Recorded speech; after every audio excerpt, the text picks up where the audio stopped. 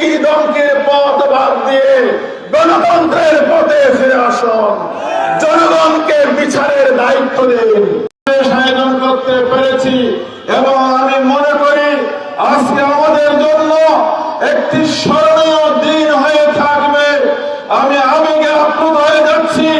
আমাদের প্রিয় অভিভাবক অ্যাডভোকেট শাহজালাল চৌধুরী মঞ্চে দাঁড়িয়ে একদিকে শাহজালাল চৌধুরী আরেকদিকে আমাদের কেন্দ্রীয় নেতা শাহজাহান ভাই দুইজন হাত উঁচিয়ে উখিয়ার জনগণকে আশ্বস্ত করেছেন আগামী দিনের লড়াই সংগ্রামে উখিয়ার জনগণের সাথে তারা থাকবে। আজকে যুব সমাজ, ছাত্র সমাজ, উখিয়ার সংগ্রামের জনতা বুকে সাহস নিয়ে দাঁড়িয়েছে একটি পরিবর্তনের জন্য। আর সে পরিবর্তনের নায়ক হবে আজকের ছাত্র এবং যুব সমাজ, ঠিক কিনা? প্রিয় ভাইরা, স্বাধীনতার 54 বছর পরে 24-এ আমাদের দামাল ছেলেরা সংগ্রাম করে, লড়াই করে আমাদের জন্য একটি নতুন বাংলাদেশ এনে দিয়েছেন। আর কিছুদিন আগে বাংলাদেশের 4টি বিশ্ববিদ্যালয়ে যখন ছাত্র সংসদের নির্বাচন হয়েছে, সেই নির্বাচনে বহিরাশী বিজয়ের মধ্য দিয়ে বাংলাদেশের ছাত্র জনতা গোটা বাংলাদেশের মানুষকে আগামীর পথে দেখিয়েছে, ঠিক কিনা? রাষ্ট্র নির্বাচনের মধ্য দিয়ে আগামীর বাংলাদেশ কারা চালাবে, আগামীর বাংলাদেশ কারা নেতৃত্ব দেবে, তার ফয়সালা তারা করে দিয়েছে। আমরা মনে করি সেই বিজয়ের যে যাত্রা শুরু হয়েছে, আগামী নির্বাচনে ইসলামী শক্তির বিজয়ের মধ্য দিয়ে পার্লামেন্টে নারায়ে তাকবীরের স্লোগানের মধ্য দিয়ে বাংলাদেশের মানুষের নতুন বাংলাদেশের সূচনা হবে ইনশাআল্লাহ। প্রিয় ভাইরা, আমাদের প্রধান অতিথি বক্তব্য রাখবেন, এজন্য আমি আমার বক্তব্য বেশি দীর্ঘায়িত করব না। আজকে একটা জিনিস আপনাদের সামনে বলতে চাই। বিগত 56 বছর যারা দেশকে শাসন করে ব্যর্থতার পরিচয় দিয়েছে, তাদের কাছে নতুন বাংলাদেশের জন্য বলার কিছু নেই। তাই আজকে আবুল তাবুল বলতে শুরু করেছে। কেউ বলে শরিয়া আইন মানি না, ঠিক কিনা? এখন কেউ কেউ নতুন ইসলাম আবিষ্কার করতেছে, ঠিক কিনা?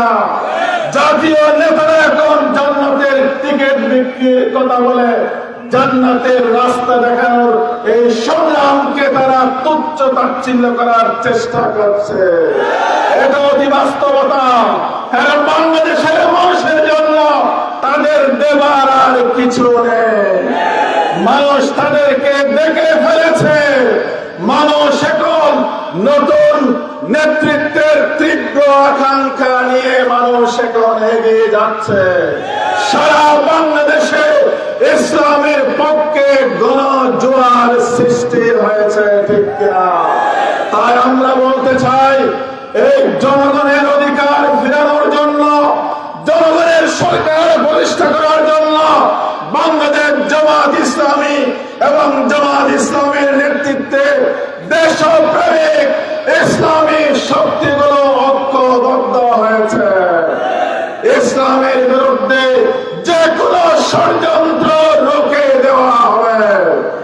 আজকে হুমকি ধমকি দিয়ে কোনো লাভ হবে না।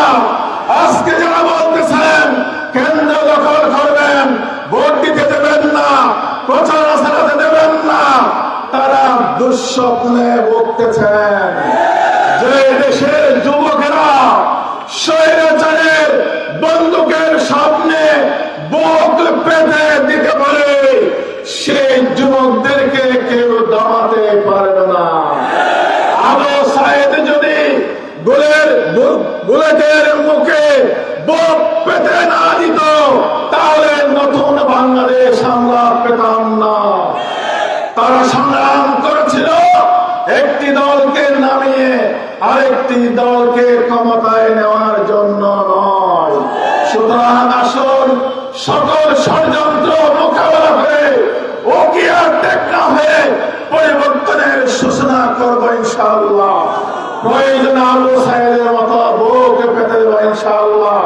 আপনারা কি আবু সাইদের মতো গোলের সামনে দাঁড়াতে পারবেন?